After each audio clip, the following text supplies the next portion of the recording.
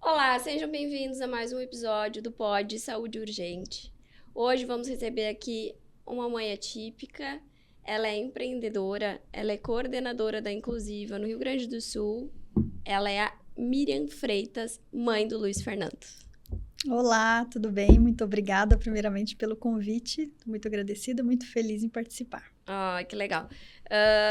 Quando eu recebi a indicação, né, para te convidar, fiquei meio assim, meio sem jeito, mas fiquei muito feliz, assim, que tu topou estar aqui. Eu acho que tu tem uma história muito legal, né? Eu gosto de trazer mães atípicas porque eu acho que, apesar de todas terem em comum o fato da maternidade atípica, cada uma faz a sua limonada diferente, né? Exatamente. Então, cada história de mãe atípica que eu escuto é uma inspiração, né, para mim, assim, do quanto é possível se reinventar, né, ao longo da vida. E acho também que é fonte de inspiração para outras mães que talvez estejam vendo aqui a gente, que talvez estejam num momento meio perdidas, sem saber para que lado ir. Então, eu acho que é sempre legal a gente mostrar como as pessoas vão se reinventando, né, ao longo dos desafios que a vida vai colocando. E eu achei muito bacana a tua história e vai ser um prazer ouvir aí o que tu tem para nos contar. Exatamente. Cada uma tempera a sua limonada de uma forma diferente e outras fazem até caipirinha, né? No começo, assim, quando eu peguei o diagnóstico do meu filho, eu ficava me perguntando por que comigo, né? E depois a gente vai entendendo, ao longo do caminho a gente vai entendendo os porquês, né? E eu digo que o autismo não é um fim, é um meio. A gente vai encontrando meios de sobreviver a tudo aquilo que vem nos acontecendo e vem nos trazendo muita surpresa. Sempre traz muitas surpresas boas. Sim, isso é o que eu escuto sempre, assim, né, das famílias. Muitas famílias chegam até mim no escritório, assim, preocupadas, em busca de tratamento, em busca de garantir direitos. É um momento delicado, né, da vida, mas eu tento sempre passar uma calma. Às vezes até algumas mães brincam comigo e dizem: doutora, como é que tu tem tanta calma? Eu disse: mas é porque eu sei que ali na frente as coisas se acalmam, né? As coisas se organizam. E é um caminho muito bonito que é vivido dali para frente, né? Então, são as fases que cada um vai vivendo até que encontre o seu caminho. E uma coisa que eu vejo, assim, que é bastante comum é o quanto a vida dessa mãe, principalmente a mãe, né, muda, né, depois do diagnóstico, assim. As carreiras mudam, muitas mães param de trabalhar por um período, depois elas têm que começar a se reinventar e muitas vezes aquilo que elas faziam antes já não faz mais nem sentido para elas, né? Exatamente. E a vida ganhou outras cores e aí as coisas vão se modificando, assim. Então, eu queria que tu começasse nos contando como foi o diagnóstico, né, do teu filho, o que tu percebeu nele, como é que foram esses primeiros sinais e como foi essa tua história, assim. Bem, o Luiz Fernando é meu filho único e tive uma gravidez normal, dentro dos padrões, tá tudo certinho. Nasceu uma criança linda, gordinha, bonitinho, todo perfeito, não tinha nada de diferente. Mas ali pelos 11 meses de vida, ele começou a mostrar uma certa agitação, uma hiperatividade, que eu percebi que não estava muito certo aquilo, estava diferente. E um pouco agressivo também. Eu morava fora do país, e quando eu vim ao Brasil, eu procurei um neuropediatra e ele não me disse nada, assim, não chegou a nenhuma conclusão, só disse que ele era muito hiperativo. Isso eu já sabia, né? E que não tinha como ele dizer mais nada além disso, que era para ir observando.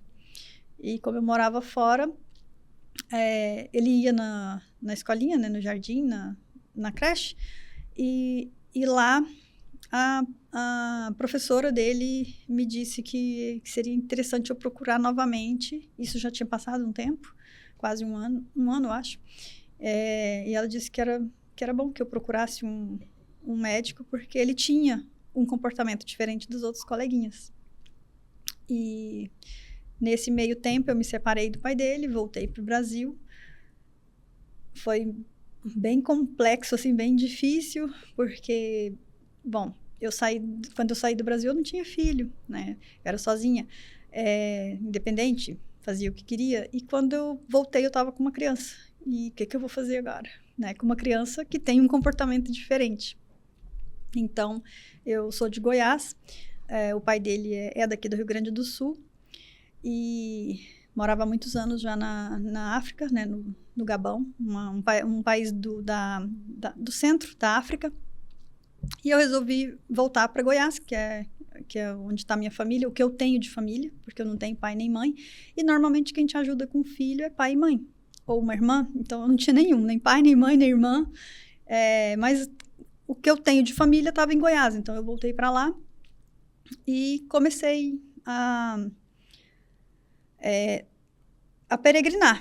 Foi uma peregrinação em médicos. Na verdade, eu comecei pela fono, porque ele tinha 2 aninhos e meio e ele falava o que uma criança de 2 anos e meio fala, né, normal, em português e em francês, que era a língua do país onde a gente morava. E quando a gente voltou para o Brasil, ele travou, ele não queria falar nem português nem francês. E então eu procurei uma fono. Porque recentemente eu tinha procurado médico, ele não tinha, né, diagnosticado nada. E a fono, depois de uns 3 ou 4 meses com ele, ela me orientou a voltar no neuro, que ela observava os comportamentos dentro do espectro autismo. Eu nem sabia o que era, não tinha noção nenhuma. E aí, a primeira coisa que vem é aquela negação, né? Eu voltei no médico e aí ele conseguiu concluir o diagnóstico por causa das observações da fono, porque eles se conheciam e ela Eu acho que, na verdade, esse é o ideal, né? Que a equipe multidisciplinar que atenda a criança, ela converse com o neuro para que se consiga fechar um diagnóstico, né? Sim, e ele tinha muita seletividade alimentar. Não comia quase nada. E justamente quando a gente voltou, foi um baque para ele em vários aspectos, né? Tanto que ele parou de falar, regrediu a fala e diminuiu as coisas que ele comia. Então, ele passou a comer só arroz e tomate. E era muito severa, assim, a seletividade dele. E bebia leite, muito leite. E como ele estava fazendo a fono,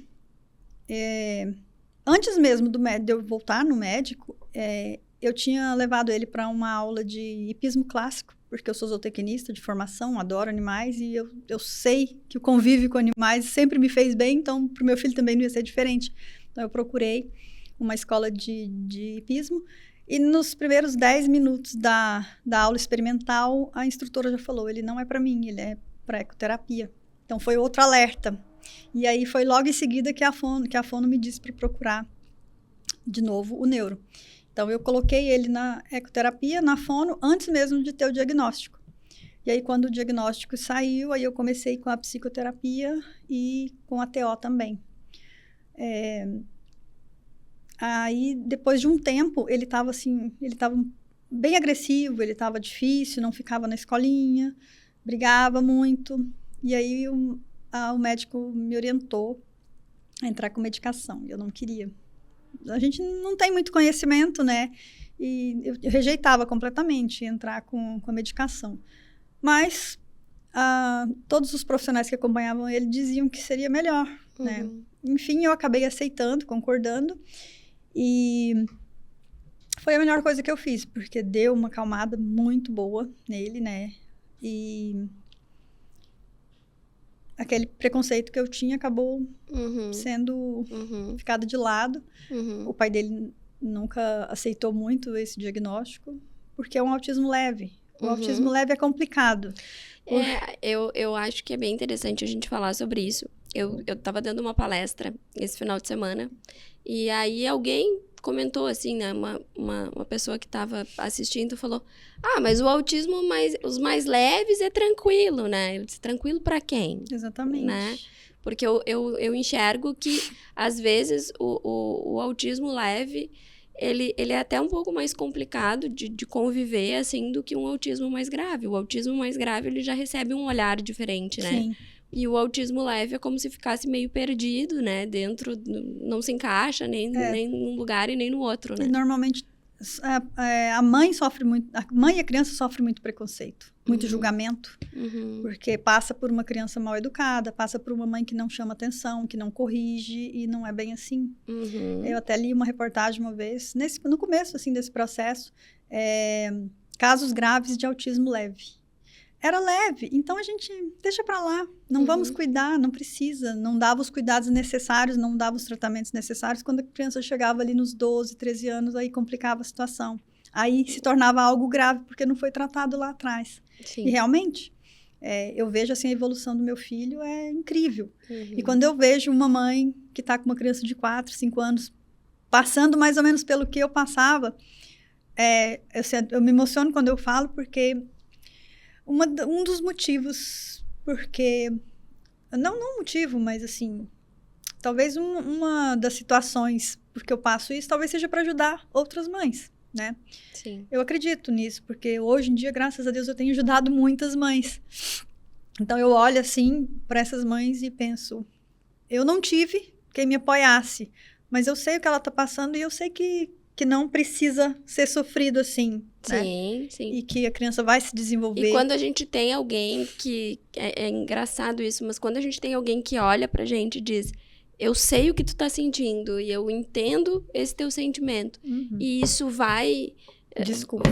Imagina, que é um lencinho. Consegue ter um lencinho pra ela.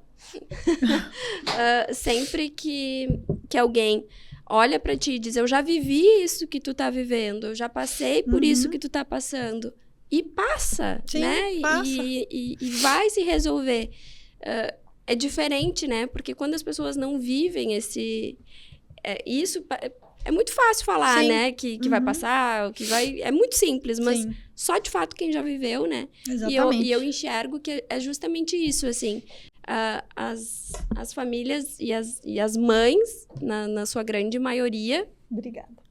Elas acabam se tornando esse atalho, né? Essa voz, esse acolhimento. Eu acho que isso é o mais bonito, assim, e é o que eu vejo dentro da comunidade atípica como essa união, né, que existe entre as famílias, porque eu acho que é só esse apoio um do outro que faz com que todo mundo consiga permanecer de pé e seguir em frente, né? E lutar a luta que tem que ser lutada, né?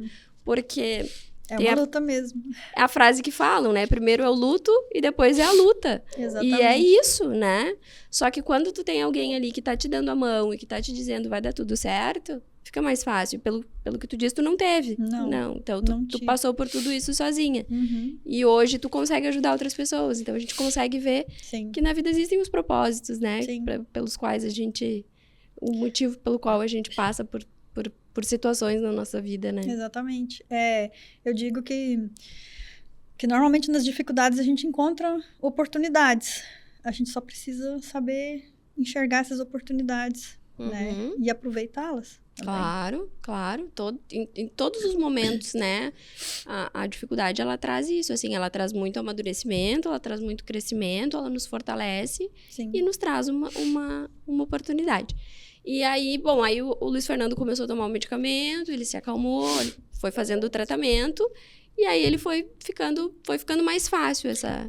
assim, foi um processo demorado, não foi tão rápido, a medicação acabou... É uma medicação que acaba fazendo a criança engordar, e ele estava com umas taxas de gordura muito altas, e aí eu pedi o médico pra gente trocar, se tinha uma medicação que a gente pudesse trocar, a gente trocou e foi um desastre. Foi terrível. Tá, mas e daí quando ele começou a tomar medicação, a seletividade alimentar dele... Continuou. Só ele comia mais. Comia mais. E comia besteira. Assim, eu digo que a seletividade dele era muito pra comida saudável, né? Carne, feijão, esses legumes não comia. Fruta era só uma fruta. Mas besteira comia muito. Primeiro porque as besteiras, né, as bolachas, essas coisas todas, têm muitos ingredientes que é justamente para viciar, né? Então, ele comia muita porcaria, digamos assim. E dizem que o glúten também, ele acelera, piora, né? Piora a situação. Ele comia muito pão. Uhum. E tudo que eu comia, eu oferecia, né, para ele. Mas muitas coisas ele nem chegava a experimentar. Ele olhava, já não gostava, não queria, enfim. E isso tudo é um desafio, né? Muito. Eu recebi aqui uma fono especialista em inserção alimentar. E ela conta que os relatos das famílias, assim, as mães contam que elas já acordam de manhã preocupadas com o horário do almoço, porque vai ser um momento tenso do dia, tentar inserir alguma alimentação e não comer e ficar horas ali, enfim. É um momento tenso já para uma mãe quando ela acorda pensar no almoço. Sim. Eu passei muito tempo sem insistir, porque eu ia ficar sofrendo e fazendo ele sofrer. Então, eu deixei. Por muito tempo, eu deixava. Quer comer isso, vai comer isso. Então, não vou forçar, não vou ficar, né, tentando fazer uma coisa que vai nos desgastar. Como era sempre só nós dois, né? Não tem uma terceira, uma quarta pessoa para dividir isso, eu vou ficar desgastando meu relacionamento com ele. Para insistir numa coisa que não tá dando certo. Então, eu vou deixar. E aí a gente trocou medicação, ele se desregulou completamente, ficou mais agressivo, e aí até voltar para medicação normal levou um tempo, e foi quando eu decidi vir embora para o Rio Grande do Sul, porque eu precisava trabalhar, precisava voltar ao mercado de trabalho, né? Por um tempo quando eu cheguei, e o pai dele concordou em me pagar as despesas e tudo, dar uma pensão que eu pudesse ficar com ele sem trabalhar, mas que depois de um tempo eu teria que voltar, óbvio, né? E esse tempo estava próximo e eu resolvi vir para cá, porque eu pensei, lá pelo menos tem a avó, né? Lá pelo menos eu vou ter um suporte e vou poder trabalhar, deixar ele com a avó e fazer alguma coisa. Só que eu sempre fui muito empreendedora, nunca gostei de trabalhar para ninguém, sempre trabalhei. Pouquíssimas vezes eu trabalhei de carteira assinada. E aí, quando eu vim, eu já vim pensando em fazer alguma coisa relacionada à alimentação. Porque na minha cabeça eu sempre tive, se nada der certo, trabalhar com comida, se você fizer uma coisa bem feita, vai dar certo. Porque todo mundo come, ninguém fica sem comer. Então, eu vim com várias ideias. Fazer bolo fit, comida fit, salada no pote, sei lá, muitas coisas. Né? Há 6 anos atrás, estava bem em voga isso, né? Vou fazer salgadinho, né? Maromba e tal, que eu sempre gostei de me cuidar. Vou fazer alguma coisa nesse sentido. E cheguei aqui, eu só conhecia meia dúzia de pessoas e praticamente só da família dele, do meu ex. Então, eu falei, eu preciso conhecer pessoas, e eu comecei a procurar eventos femininos. E eu tinha começado a participar de eventos de network feminino lá em Goiânia, e eu falei, vou procurar o mesmo estilo de evento aqui. E comecei a me voluntariar para trabalhar em alguns eventos, para conhecer as pessoas, e fui abrindo a minha rede social dessa forma. E quando eu vim, o Luiz Fernando, eu tinha apresentado para ele farofa. Lá em Goiás a gente come muita farofa. Lá para cima, né, todo centro-oeste, norte, a gente come muita farofa, muita farinha. E eu tinha conseguido introduzir a farofa na alimentação dele. Como eu disse, tudo que eu comia eu apresentava para ele. Ele nem sempre queria experimentar, mas a farofa ele amou, ele adorou. E antes da gente se mudar, ele passou 30 dias comendo farofa todos os dias, em todas as refeições. Então, quando eu resolvi vir para cá, eu enchi minha mala de farofa. E aí as pessoas que eu conhecia aqui que comiam a farofa começaram a me perguntar onde eu comprava, me pedir. Eu disse, eu compro em Goiás, eu trago de lá. E começaram a me encomendar. Então, quando você for comprar para você, compra para mim também, te dou o dinheiro. E foi 1, 2, 3 pessoas. Eu falei, eu acho que tem uma oportunidade de negócio aqui. E eu entrei em contato com a moça, né, que me vendia. Ela não achou que seria uma boa enviar de lá para cá, porque é um produto artesanal também, ela fazia artesanal. Realmente não é fácil mandar para outro estado, tem um curto prazo de validade, né? Mas eu fiquei com aquilo na cabeça, passou uma semana, eu liguei para ela de novo, falei, me vende a sua receita, porque eu tô morando no Rio Grande do Sul, eu não vou concorrer com você, eu preciso trabalhar. E eu enxerguei que é uma oportunidade. Ela não quis me vender receita. E eu fiquei brava e pensei, eu vou descobrir como é que faz uma farofa tão boa quanto essa. E aí eu contratei a equipe de engenharia de alimentos da URGS, porque os projetos são mais baratos do que uma pessoa formada, né? E mostrei para eles, falei, eu quero fazer um produto parecido com esse. O que a gente pode fazer? E aí a gente fechou o negócio, eles fizeram uma pesquisa de mercado, fizeram uma pesquisa de vários aspectos, de textura, e a gente foi fazendo os testes, e vários testes. Os primeiros não tinha nada a ver, eu falei, não dá. Eles começaram a testar com farinha daqui, eu falei, nossa, nada a ver, não dá, eu vou ter que trazer farinha de Goiás. Aí eu pedi uns 2 quilos de farinha de lá pra gente fazer os testes, eu falei, agora tá mais parecido. Porque eu procurei farinha aqui, a farinha daqui é muito fina, e a nossa ela é mais grossa, então o diferencial era justamente a crocância, né, da farinha mais grossinha. E aí, quando chegou num ponto que eu falei, agora tá bom, agora tá parecido, vou lançar. E eu já estava envolvida em vários eventos, né, de network feminino, e eu fui em onde eu deixei um pacotinho desse tamanhozinho assim. Eu acho que tinha uma colher só de farofa dentro desse pacotinho, eu falei, a primeira pessoa com quem eu conversar, eu vou dar. E essa moça, sentei do lado de uma moça, a gente conversou e eu dei para ela. Falei, experimenta, depois você me fala o que você acha. Não sei nem por que eu levei só um. Mas depois criaram um grupo desse evento e ela falou, menina, que farofa boa. Falou, dentro do grupo ela falou, que farofa boa. E as outras começaram um burburinho, que farofa? Eu não vi farofa lá. Aonde que tinha farofa? E começou, e aí a organizadora do evento me chamou. Que farofa é essa e tal? Eu falei, não, é uma farofa que eu tô lançando e tal. Eu contei a história, né? Ela falou, quer fazer o lançamento no próximo evento que a gente vai fazer? Eu não pedi nada, né? Ela falou, quero. Ela falou, então tá. E eu já pensei, falei, vou levar uma salsichinha, uma linguicinha, né? Assar uma linguicinha na hora, servir com farofa. E foi incrível, assim, foi fantástico. Eu nem tinha embalagem definitiva ainda, eu levei nos potes plásticos que nem era. E tudo isso surgiu da seletividade alimentar do teu filho. Da preferência do momento dele, né? Uhum. Porque ele tava comendo farofa, assim, praticamente em todas as refeições. Uhum. E aí, hoje, a tua farofa hoje é meu negócio. Daí eu fui atrás de nome, fui pesquisar o que eu poderia, que nome que soaria bem. Contratei uma equipe que faz marca, né? Que cria marcas. Eu adoro o trabalho dele, assim, eu já tinha visto o trabalho dele. Achei caro, mas eu falei, vai valer a pena, eu sei que vai valer a pena. O estilo do trabalho dele é muito bacana. Investi e lancei. No mercado, estamos aí já há 5 anos. Olha aí, que legal. Tenho encomenda do Brasil inteiro. Então, isso que eu acho mais bacana, assim, e que me chamou muito a atenção, assim, é o quanto cada família, ela acaba se reinventando e o quanto o autismo tem esse impacto, né? Exatamente. Ele move todos os passos, né? Sim. Eu tenho uma palestra, porque eu acabei sendo convidada, comecei a ser convidada para participar de eventos, para falar sobre o meu empreendedorismo ligado ao autismo.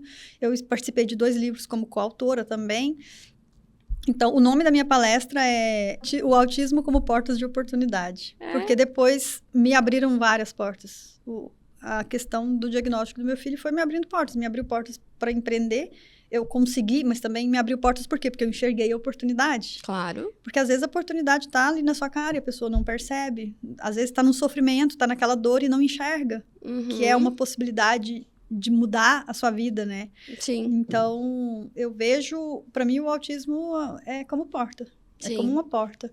E hoje eu acho que eu estou na 3ª porta que o autismo tem me aberto, sabe? Uhum. Como coordenadora da Inclusiva, foi uma 3ª porta que... Pois é, eu ia te perguntar como é que... qual é o papel da Inclusiva, né? O que a Inclusiva faz e o que tu atua, como é que é a tua atuação na Inclusiva? Existem vários grupos de pais, né, que acabam construindo aquela amizade ali por causa daquele algo em comum que a gente tem. Então, é um grupo que começou com mães atípicas para dar apoio umas às outras, acolher as mães que estão com diagnóstico novo.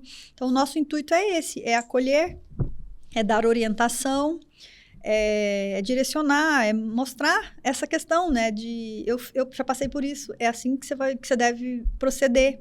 Então, é um grupo de apoio. Eu assumi a coordenadoria 15 dias antes da enchente. Então, assim, a gente tinha um foco completamente diferente. Uhum. E aí, no meio de toda a tragédia, a gente começou a se preocupar. Lá vai eu chorar de novo. A gente começou a pensar e se preocupar com as famílias que tinham sido atingidas. Porque a vida de uma criança autista, ainda mais se for nível 2, nível 3, mudança de rotina para elas é muito grave, é uma coisa complicada. Então, a gente começou a se preocupar com essas famílias. Onde é que estão essas famílias? O que estão fazendo? Estão em abrigo? Como? Em qual situação? Então, a gente começou a buscar nos abrigos, perguntando, né, se tinha alguma criança com autismo, para a gente ver o que a gente poderia fazer, né? Uhum. E aí, inclusive, acabou tomando um rumo, assim, completamente diferente. Então, ela surge como um projeto de acolhimento às mães, Isso, exatamente. Né? Que recebem o diagnóstico. Hoje ela acabou tendo um papel muito de assistencialismo, assim, né? A gente não tem esse pensamento de ser algo assistencialista, nem na parte da educação, nem parte terapêutica, nada. É só orientação mesmo. Mas a questão da enchente trouxe essa forma, porque tem muitas famílias extremamente carentes, que já tinham no nosso grupo, que não tem orientação nenhuma, não sabe para onde vai, não sabe nem o que é, não tem conhecimento, às vezes não sabe nem buscar. Então, a gente já tinha essas famílias que a gente buscava, além de orientar, ajudar de outra forma, com essa questão de ajudar com uma cesta básica, tentar uma consulta, né, a baixo custo, esse tipo de coisas. E com a questão da enchente, a gente acabou ganhando muita coisa, né? A gente começou a pedir ajuda para ajudar essas pessoas e a gente recebeu muita ajuda. Uhum. Então, a gente começou a dar esse suporte na questão de medicação. A gente recebeu muito medicação, porque as pessoas perderam receita.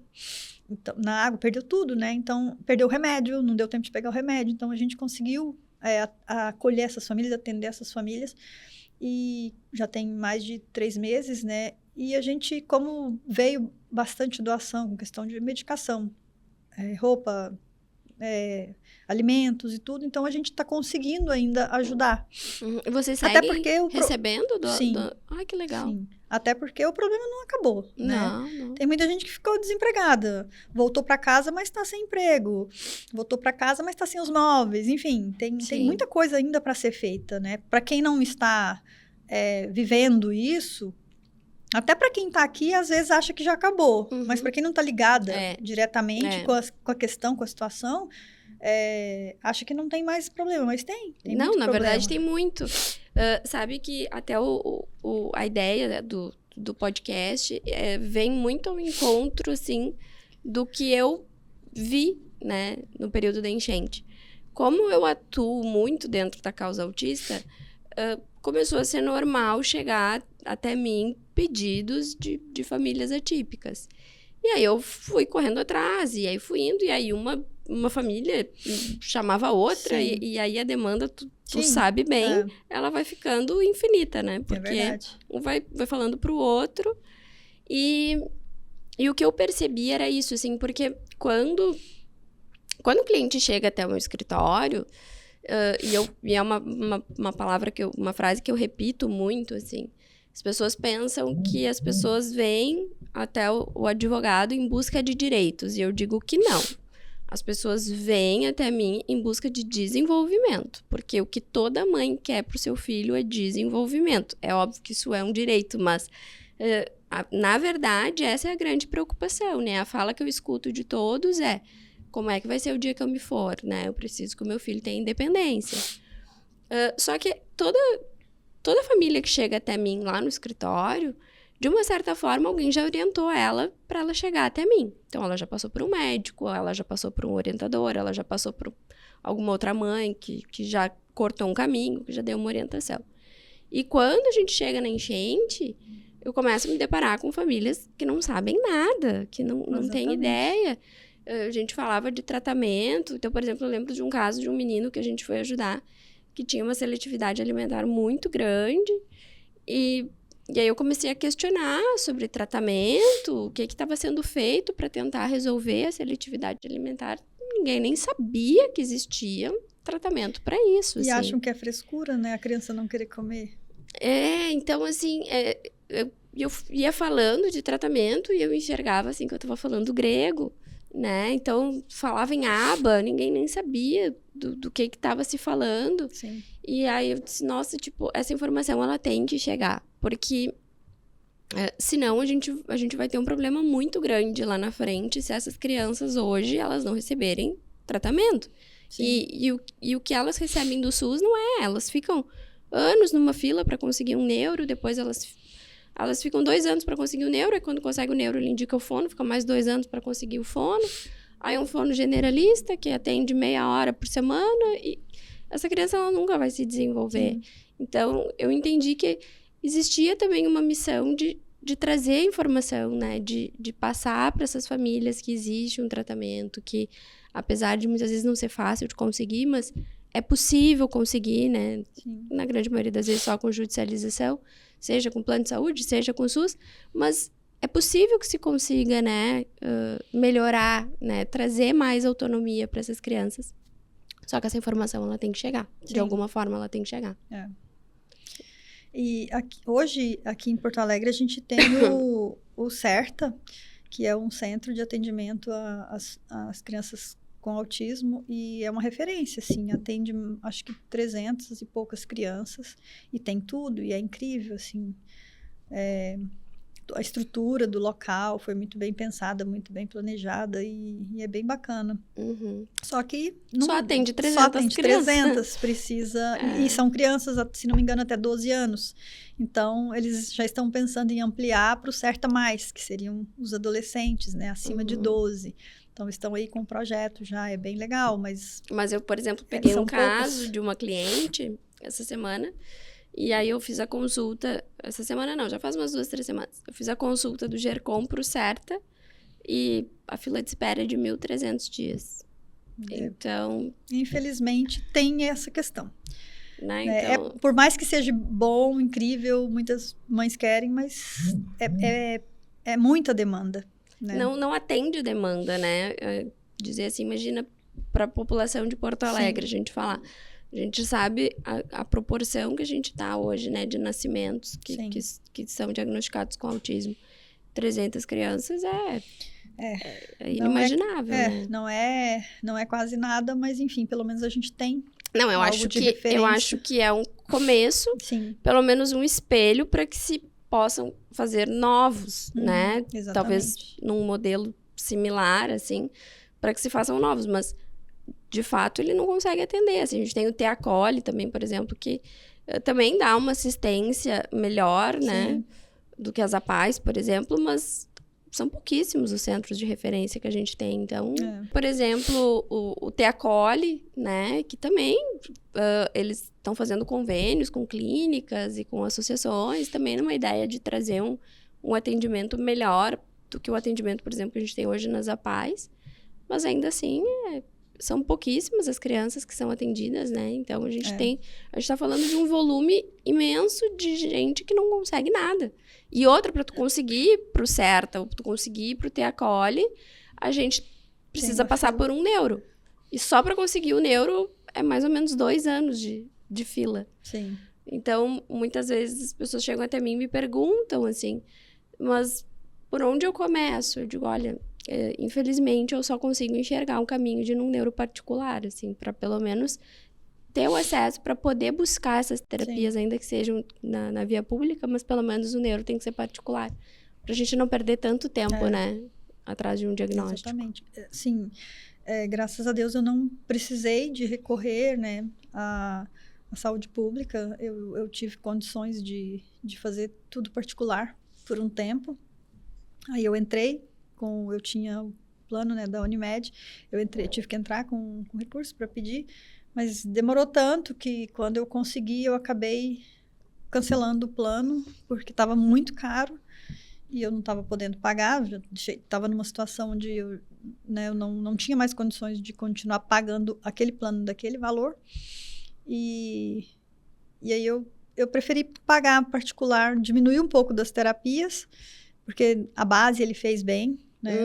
E diminuir as terapias porque ficava mais barato que o plano. Eu pagar só 2 terapias acabava ficando mais barato que o plano. Então, eu acabei optando por cancelar. Só que depois ele começou a ter outras necessidades, ele foi crescendo e ele tinha o diagnóstico. Quando saiu a primeira vez, era autismo, TOD e a seletividade alimentar, no caso.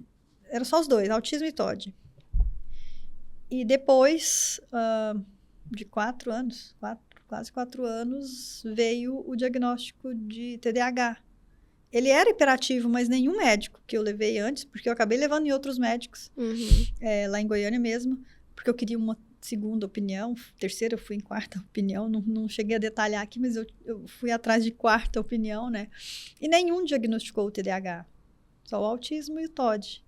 E aí, há 2 anos atrás, veio o diagnóstico de TDAH, porque ele não conseguia aproveitar na escola, se dispersava muito. E aí eu tive outra demanda, né? Então, aí ficou mais caro e eu resolvi ter outro plano de saúde, porque me disseram, né, que tinha um certo plano de saúde que atendia bem, às vezes nem precisava de entrar com recurso, nada. E realmente, eu tive que esperar a carência de 6 meses, mas depois eu consegui sem entrar judicialmente. A gente está agora com uma dificuldade grande em relação aos planos de saúde, que é a questão da coparticipação. Hoje em dia, os planos de saúde sem coparticipação, eles quase não são comercializados mais. E aí, acaba que se torna... Porque o tratamento para o autismo e um tratamento intensivo, né, para uma criança, por exemplo, de um nível 2, um nível 3, que precisa de uma alta intensidade, que precisa de muita intensidade de aba, a gente fala assim, eu recebo orçamentos de R$25 mil, de R$28 mil. Então, imagina um plano de saúde desse com uma coparticipação de 66%. Então, é inviável. Sim. E os planos de saúde, eles estão indo por esse caminho, assim, de tentar impedir a comercialização de produtos que não tenham coparticipação, porque para evitar ter o tratamento tão oneroso para eles. Assim, a gente tem alguns ainda que às vezes o cliente chega ali no escritório e a primeira coisa que eu indico, a troca de plano, vai para um plano sem coparticipação, porque senão vai ficar difícil. Assim, a gente tinha antigamente também, a gente conseguia baixar bastante coparticipação no judiciário, hoje já está mais difícil. A gente tem alguns caminhos que a gente vai ali para conseguir driblar, mas quando o plano de saúde já chega sem coparticipação, fica muito mais fácil, né?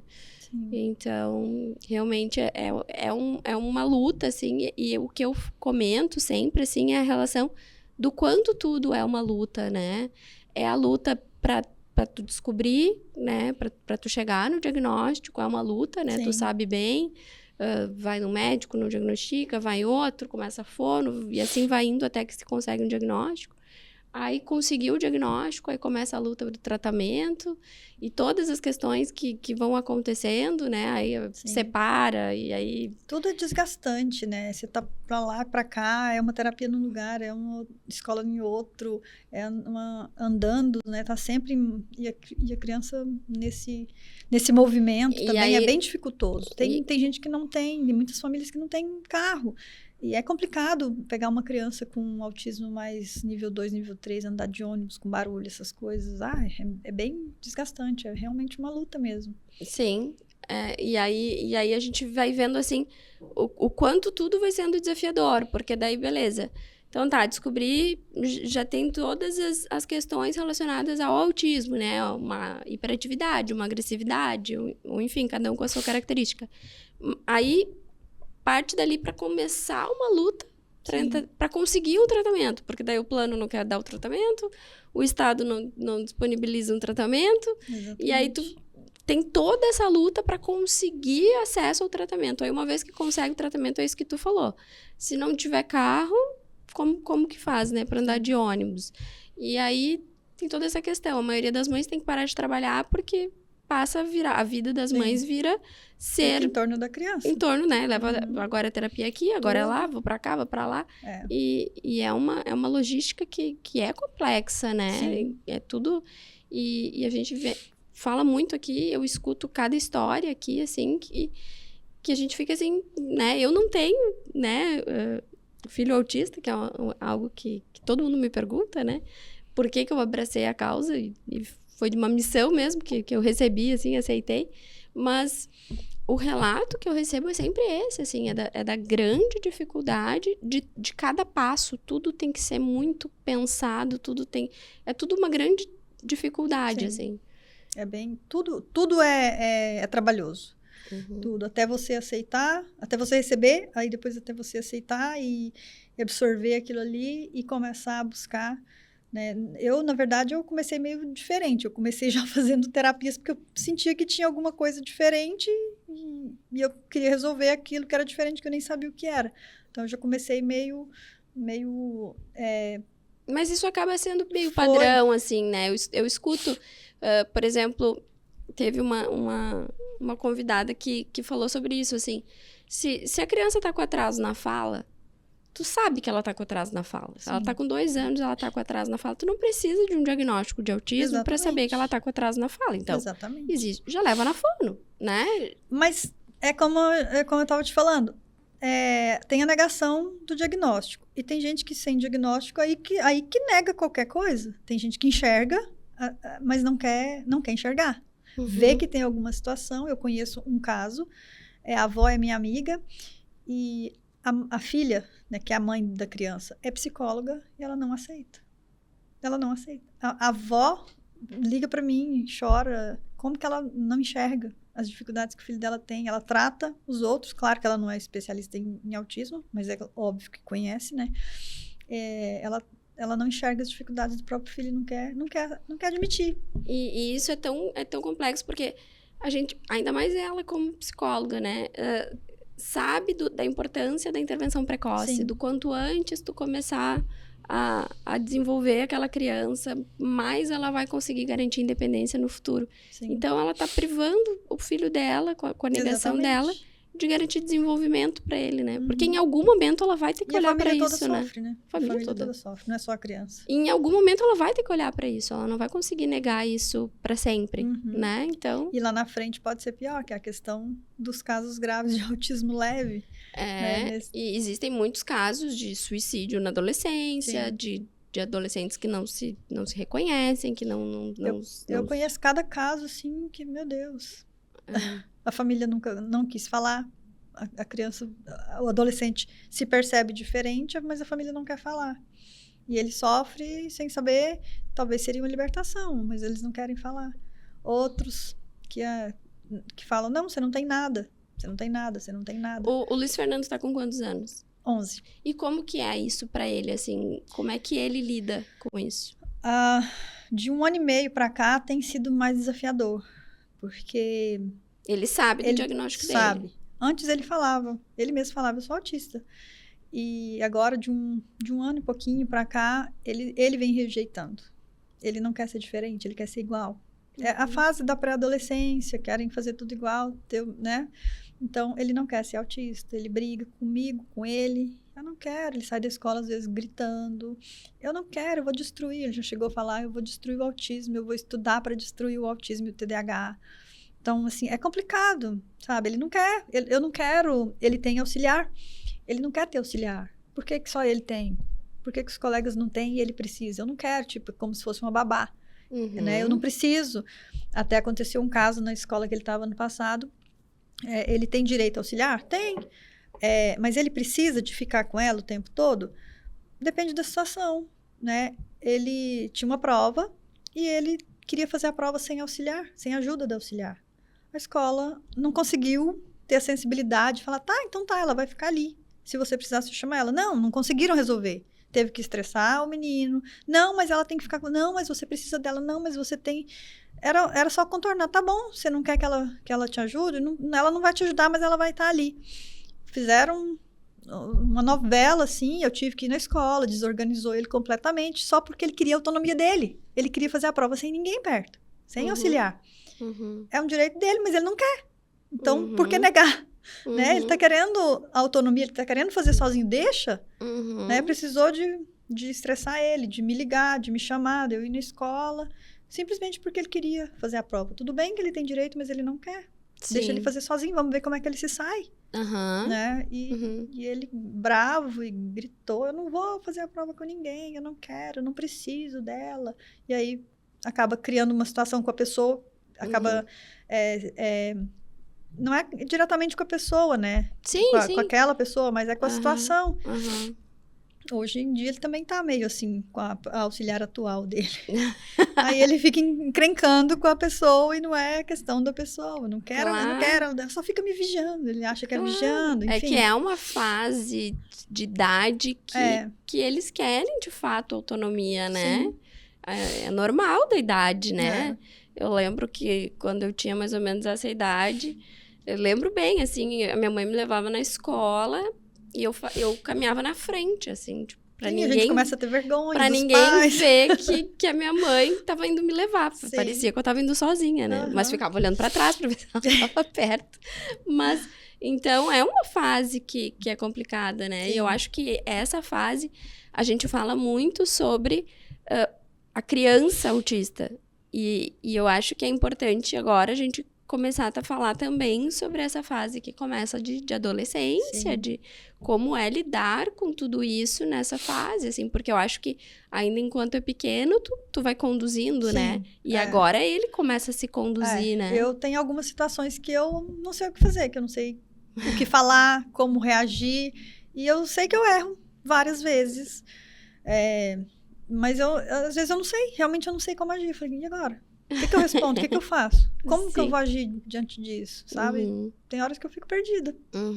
Perdida mesmo. Assim. Mas eu acho que isso é natural da maternidade também, né? Sim, eu acho faz parte, né? Eu acho que toda mãe chega uma fase que ela não sabe muito como fazer. E vai aprendendo com a vida também, né? Com o dia a dia ali. A gente vai apanhando e vai... E vai indo. E a relação dele, por exemplo, com os colegas, como é? Então... As maiores dificuldades deles são com os pares, são com as crianças, né, normalmente da idade dele. Tinha uma fase, há uns 3 a 2 anos atrás, que ele não gostava das crianças pequenas. Nossa, era complicado. Se tivesse criança pequena, dava problema.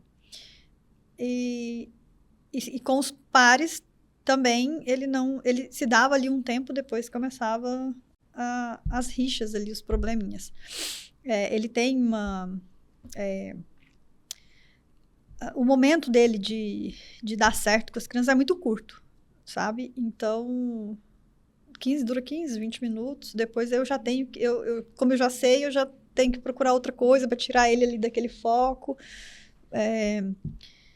Às vezes, muito raramente, ele encontra uma criança com quem ele se dá muito bem. E aí é incrível, mas isso é muito raro. Hoje, na escola que ele está, tem 2 autistas na sala dele.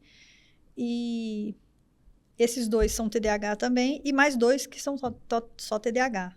Em vez deles se darem bem, eles se pegam. E aí, coitado da escola, coitado dos professores, veio muita reclamação. E como ele era o único novato dos 4, né, os outros já estavam na escola há mais tempo, ele teve mais dificuldade de se inserir. Então, ele teve problema com esses 3, principalmente com esses 3, e com outros também. E mais com os meninos do que com as meninas. Só que agora também ele entrou na fase de se interessar pelas meninas. E aí, às vezes, ele quer se aproximar e a menina não quer. Ai, olha, tá uma benção. Tá uma benção. E a menina rejeitou ele, e aí ele já xingou a menina, enfim. E aí, como que é, assim, nesses grupos também que tu tem, né? Esses grupos de mães, assim, como que é essa acolhida contigo também, né? Porque tu faz esse papel de acolhimento, mas com certeza também tu é acolhida, né? Em muitos momentos ali de compartilhar aflições e tudo mais. Sim, a gente coloca ali a experiência da gente, mas normalmente eu acolho mais do que sou acolhida. Mas eu recebi um acolhimento muito bacana da Luciana, que é a presidente da associação. Nossa relação foi se estreitando justamente pelo acolhimento que ela me proporcionou, né?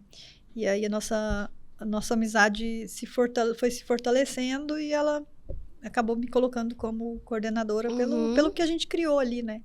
Dentro dessa situação. Ela tem um filho já adulto, está na faculdade, autismo 1 também, nível 1.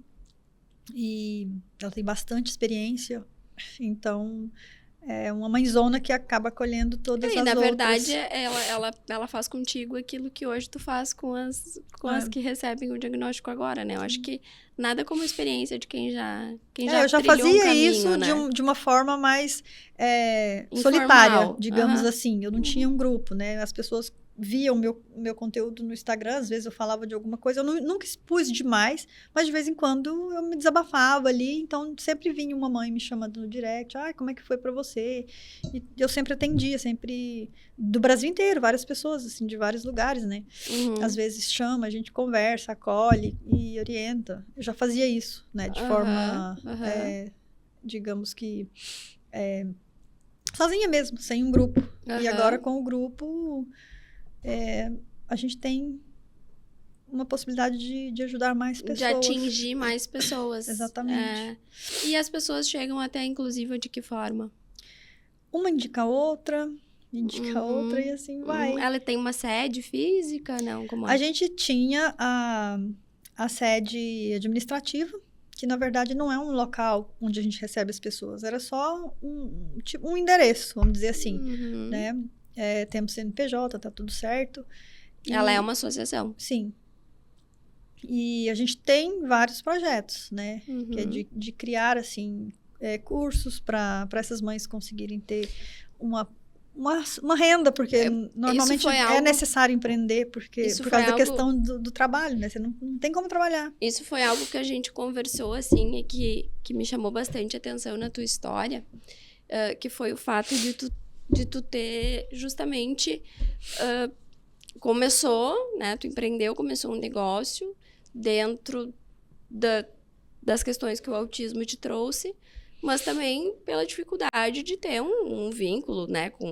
De trabalhar com hora, com, né? Tudo isso decorrente da questão do teu filho.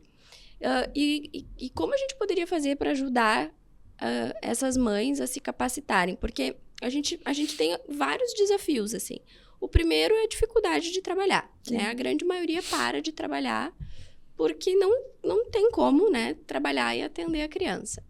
Aí elas ficam sozinhas. Na sua grande maioria, elas ficam sozinhas, né? Se separam, são sozinhas. Aí elas, muitas vezes, recebem o LOAS, né? Que é um benefício assistencial. Mas aí, se elas recebem o LOAS, elas também não podem trabalhar de carteira assinada, porque se elas forem trabalhar, elas perdem o benefício. Então, elas começam a ficar elas ficam dentro de uma teia que elas não têm muito para onde sair. E acaba que eu acho que o melhor caminho para elas, de fato, é empreender e fazer alguma coisa, muitas vezes em casa, alguma coisa artesanal, assim.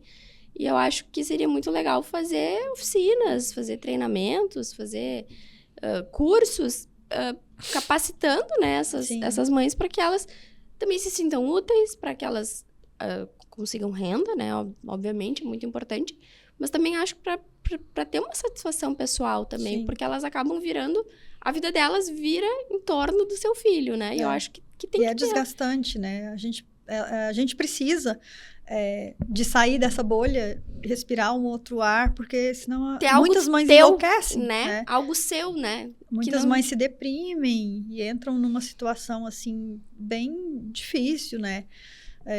Existem até muitos casos de mães que se suicidam, enfim. Tem muitas situações bem complicadas. Então, é importante que essas mães tenham uma vida social fora daquele mundo ali do autismo.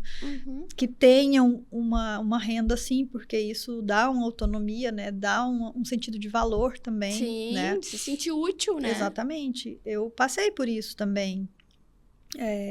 Eu me angustiava por estar numa situação onde eu estava dependendo, né? Da pensão, porque não tinha como trabalhar por causa da questão do meu filho, enfim. Então, a gente tem o projeto de fazer algumas oficinas, de incentivar. Eu mesmo, quando lancei a Companhia da Farofa, a minha ideia era ter outras mães que vendessem a farofa para mim. Eu pagaria uma comissão, paguei sempre, né? Eu tive várias mães que começaram, assim, que se interessaram e venderam, às vezes umas paras, outras entram outras, às vezes eu tô sem nenhuma, mas enfim, sempre tá em movimento. É pouco, mas é alguma coisa, não é, já não deixa de ser, né, deixa de ser nada. Eu não tenho nada. Não, é alguma coisa, né? Então, hoje eu tenho algumas mães que vieram agora com a inclusiva que estão vendendo farofa para mim. Então, isso é bacana. Eu já ouvi história de mãe que virou confeiteira, Sim. Que faz bolsa de crochê. Sempre tem, né, algum que aí eu acho que vem o tema da tua palestra mesmo, né? Sim. Que é o autismo como uma abertura de portas, assim mesmo, para coisas novas e cada uma se reinventar da sua forma. E eu digo que, assim, às vezes a porta tá ali na sua frente. Tem gente que não quer nem levantar para abrir a porta. Tem gente que não enxerga a porta. Tem gente que até leva a mão na maçaneta, mas tem preguiça de girar. Então, assim, é um trabalho que a gente tem que fazer para incentivar. Às vezes a pessoa não tem um tino, né, para empreender e é importante a gente incentivar, mostrar que é capaz. E é isso que a gente quer fazer na Inclusiva, sabe? Com esse projeto que a gente tem, que a gente ainda não começou por causa da questão da demanda da enchente, né?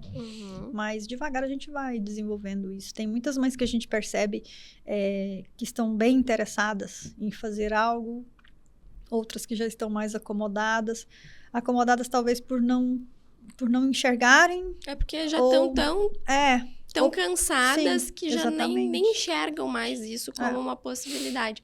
Mas às vezes, vendo o exemplo, a gente fala que o exemplo arrasta, né? Exatamente. Então tu vai vendo uma, vai vendo outra.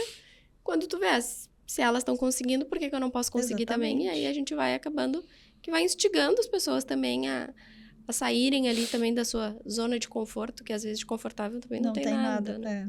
Não tem mesmo.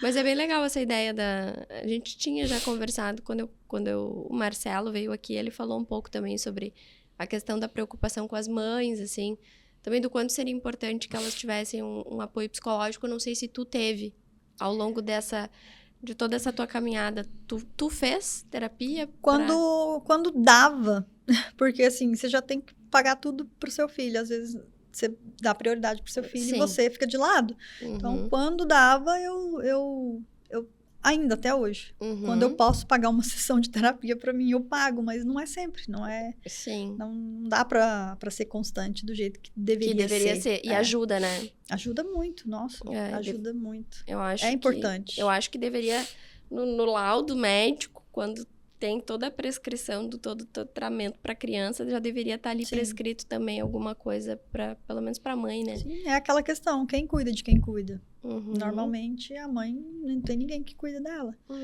É complicado. E tem muitas mães que, o pai vai embora, mas a pessoa não tem a mãe, como é o meu caso. Não tem uma rede, não tem rede de apoio. Suporte. Não tem. Eu não tive. E quando eu vim para cá, eu tive só a avó do meu filho. E assim, ela já é uma senhora, né, de idade. Foi por um tempo só. Hoje eu não conto mais, assim, com ela. Pela questão de idade dela também, limitações que ela tem uma filha com deficiência também. Então, hoje eu continuo sem rede. Agora, vou colocar entre aspas, com essa questão das mães que vieram da enchente, eu ganhei muitas mães de presente, muitas amigas. Sim. Inclusive agora o Luiz Fernando tá com uma dessas mães. Olha, que legal. Muitas mães se ofereceram. Olha, se você precisar de qualquer coisa, eu te ajudo, vou te ajudar. Então, são as portas que o autismo abre, sabe? E ele vai te apresentando pessoas no meio do caminho, né? E é engraçado, assim, a gente fala o quanto a rede do autismo, ela vai criando conexões, né? Sim. Porque as pessoas, elas vivem a mesma dor, né? Elas entendem a outra, então eu acho que a empatia se torna muito... Mas eu não te trouxe aqui pra chorar. Eu sou uma manteiga. As coisas me emocionam e eu não seguro. Porque não é fácil.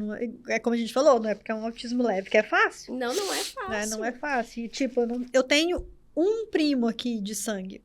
Eu tenho uma só pessoa da minha família de verdade aqui. Não tenho mais. Foi coragem sair de onde você tinha, pelo menos, tios e primos? Foi, assim, coragem é uma palavra que me define muito. Mas e tu gosta de morar aqui? Amo. Amo, não volto.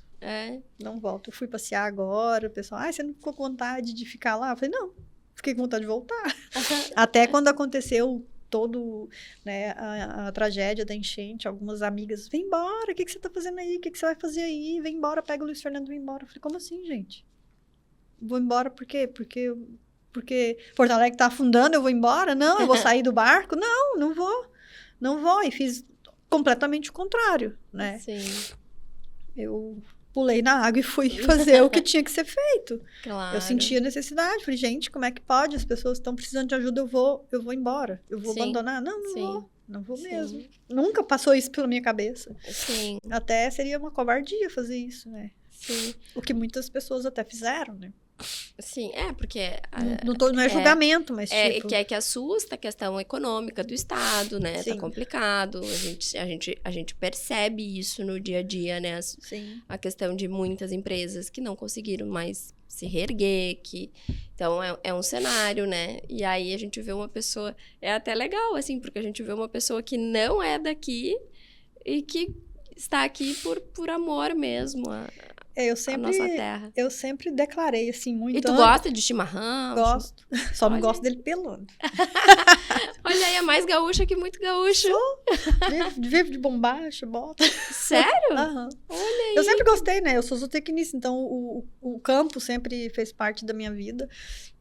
E eu me identifiquei muito com a cultura daqui. Eu sempre gostei, porque, na verdade, a minha cidade, onde eu nasci, lá no interior de Goiás, tem muito gaúcho. Tem, né? Muito gaúcho. Uhum. Então, eu no prezinho, eu tinha muita coleguinha gaúcha, sabe? Eu cresci falando guria, eu aprendi, eu era louca para ir dançar no CTG. Minha avó não deixava, porque não tinha nada a ver com a gente. E tinha CTG lá? Tem, é um baita de um CTG, bem atuante. Eu sei assim. que tem bastante gaúcho lá, Mato Grosso, né? Sim, Mato Grosso, sudoeste goiano, tem demais. Eles foram subindo, né? Tem para vários lugares. Mas a minha cidade, assim, até tem um humorista lá de Goiás que fala, cheguei em Jataí, mas achei que estava no Rio Grande do Sul. Nunca vi tanto gaúcho. Tem bastante mesmo. Então, eu já tinha, assim, né, um contato com a cultura gaúcha, mas precisei de ir para a África para chegar no Rio Grande do Sul. Olha aí, que loucura. E como é que foi isso? Onde é que foi que tu morou na África? No Gabão. É um país da África Central, fica no Golfo da Guiné. Se juntar a América do Sul, né, com a África ali, dá bem no ruminho ali de Natal, Rio Grande do Norte. E como é que é lá? Nos conta um pouquinho. A África é incrível, né? Lá onde eu morei, era um país, assim, até, digamos que um dos mais desenvolvidos da região, que tinha muito trabalho, então várias pessoas de outros países em volta iam para lá. E lá tu chegou a trabalhar? Lá, eu era fotógrafa. Quando eu saí do Brasil, eu estava trabalhando com fotografia. Eu morava em Maceió. Eu pulei grande parte. Eu pulei grande parte da minha história. Não, em palestra eu conto tudo. Eu morava em Maceió, tinha 6 anos que eu morava em Maceió. Eu trabalhava na empresa com meu tio, de fotografias. Então, eu trabalhava com fotografia. Então, lá no Gabão, quando eu cheguei lá, eu ainda fotografei. E para eles foi, assim, uma coisa, algo muito diferente. Fazer book de grávida. Isso há 10, né? 12 anos atrás. Nem existia isso lá. Não existia. E aí as pessoas começaram a se encantar. Eu fiz casamento africano típico. Morei 5 anos. E meu trabalho, assim, ficou bem requisitado, assim, foto de casal, aquela coisa, sabe? O pessoal falou assim, não foi uma sessão de fotografia que eu fiz, foi uma terapia. Fazia tempo que meu marido a gente não abraçava, não fazia isso, tal. É muito legal, assim, foi muito legal. Olha, que legal. E aí depois, então, que o Luiz Fernando nasceu, que tu veio de volta pro Brasil. Sim, aí eu parei de trabalhar, não conseguia, porque equipamento fotográfico pesava 2 quilos e bolsa pra cá, aquela coisa, e carregar menino com uma madeira, com sacola de menino e máquina, não tinha condições, então eu parei de fotografar. E aí, quando eu vim pro Brasil, tentei voltar a fotografar, mas, tipo, todo mundo tinha uma máquina boa, né, a questão... São outros tempos, agora todo mundo com celular na mão, né? Eu acho que mudou bastante. Não era nem máquina, né? Era celular, na verdade. Um celular de boa qualidade. Ninguém quer pagar o valor que antes pagava, então não compensava eu pagar uma babá para ficar com ele e eu sair para trabalhar. Sim. Então eu fui deixei. É uma bela história. Miriam, eu quero te agradecer principalmente, assim, por tu trazer para nós, assim, a forma do quanto é possível a gente se reinventar sempre, né, diante de todas as situações. A gente sabe que que essa conversa acaba indo muito, se propagando dentro do universo das famílias atípicas. Então, eu espero que essas famílias escutem e se inspirem na tua coragem, né? Na tua determinação em fazer as coisas darem certo, porque são de pessoas assim que o mundo aos poucos vai mudando. E eu queria te fazer uma pergunta assim pra gente encerrar. Se tu tivesse agora diante de uma família que acabou de receber o diagnóstico, o que tu diria pra ela? Não se desespere. Vai dar tudo certo. Você vai encontrar os caminhos e as coisas vão se ajeitar. Eu acho que é esse acolhimento mesmo, né? Sim. Uhum. E conte comigo. Isso a gente já viu bastante. Então, eu quero te agradecer muito, então, pela tua presença, por disponibilizar o teu tempo para estar aqui conosco. E realmente, muito obrigada. Obrigada também. Então, gente, esse foi mais um episódio do Pod Saúde Urgente. Curte nosso vídeo, comenta, compartilha com as pessoas, se inscreve no canal para receber o aviso aí de quando saírem os novos vídeos. Toda terça-feira, às 19 horas. Eu te aguardo aqui. Até o próximo.